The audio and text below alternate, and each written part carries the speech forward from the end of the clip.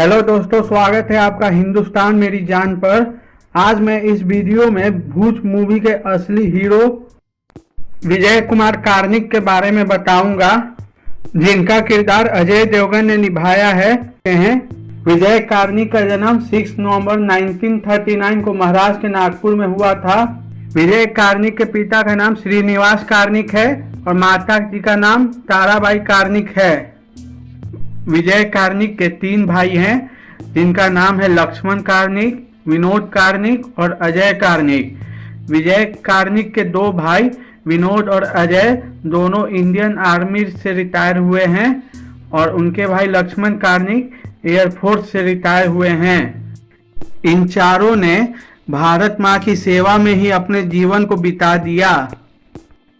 विजय कार्निक 12 मई 1962 को Indian air force में शामिल हुए थे।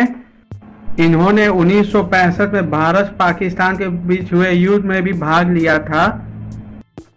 साल 1967 में विजय कुमार कार्निक को 6 स्क्वायर फीट में तैनात किया गया था। विजय कुमार कार्निक के जीवन का सबसे बड़ा क्षण साल 1971 में भारत पाकिस्तान युद्ध के दौरान आया।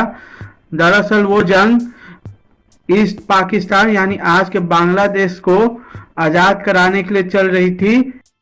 ऐसे में पाकिस्तान ने गुजरात के कच्छ पर कब्जा करने की रणनीति बनाई ताकि भारत सरकार से कच्छ को वापस करने के बदले ईस्ट पाकिस्तान को लेकर मोल भाव कर सके। 3 दिसंबर 1971 को पाकिस्तान की तरफ से ऑपरेशन चंगेज खान लॉन्च किया गया।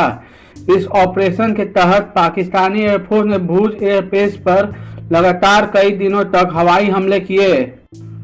भूज एयरबेस के संचालन की जिम्मेदारी विजय कार्निक के पास थी। पाकिस्तान के हमले से भूज एयरबेस को काफी नुकसान पहुंचा और भारतीय वायुसेना को यहां से उड़ान भरने में दिक्कत आने लगी। उड़ान का सही संचालन करने के लिए भूज एयरबेस की मरम्मत करना जरूरी था, लेकिन भारतीय वायुसेना के पास भूज एयरबेस पर पर्याप्त सैनिक नहीं थे। विजय कार्निक ने पास के ही गांव माधवपुर के लोगों से मदद मांगी। कई लोग तो मदद करने से पहले ही इनकार कर दिया, क्योंकि उन्हें डर था कि पाकिस्तानी एयरफोर्स कहीं आकर हमला ना कर दे।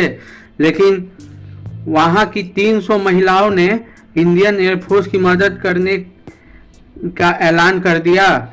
उन महिलाओं की लीडर थी सुंदरबन जेठा, जिनका किरदार सोनाक्षी सिन्हा ने निभाया था। इन महिलाओं ने लगभग 72 घंटे तक कड़ी मेहनत की और उन महिलाओं की मदद से इंडियन एयरफोर्स ने 72 घंटे में ही भूज एयरबेस की मरम्मत करके उसे उड़ान भरने के लिए तैयार कर दिया था। रनवे रिपेयर होने के बाद इंडियन एयरफोर्स ने भूज से उड़ान भरना शुरू किया। उड़ान भरने के बाद इंडियन एयरफोर्स ने पाकिस्तानियों को मुंह तोड़ जवाब देना शुरू किया। उस वक्त पाकिस्तानी फौज की एक बटालियन अपने 100 से भी ज्यादा टैंकों के साथ कच्छ पर कब्जा करने के लिए आगे बढ़ रही थी, लेकिन हिंदुस्तान में घुसने से पहले ही इंडियन एयरफोर्स ने उन्हें वहीं पे तहस महस कर दिया और वो लोग वहीं से वापस भाग गए। 16 दिसंबर आते आते ये जंग खत्म हो गई। हिंदुस्तान ये जंग जीत चुका था। पाकिस्तान की ना ही सिर्फ हार हुई, बल्कि उसके 2 टुकड़े भी हो गए। ईस्ट पाकिस्तान बांग्लादेश बन गया और साथ में पाकिस्तान के 93,000 सैनिकों ने सरेंडर कर दिया। विजय कार्निक साल 1965 की युद्ध और विशेष तौर पर साल 1971 में हुए इंडिया और पाकिस्तान के बीच हुए युद्ध में दिए गए योगदान के लिए जाने जाते हैं।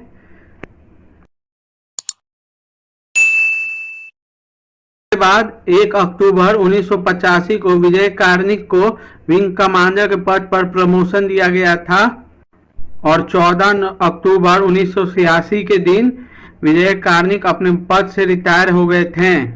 ऐसे वीर को हमारा सलाम। जय हिंद, वंदे मातरम।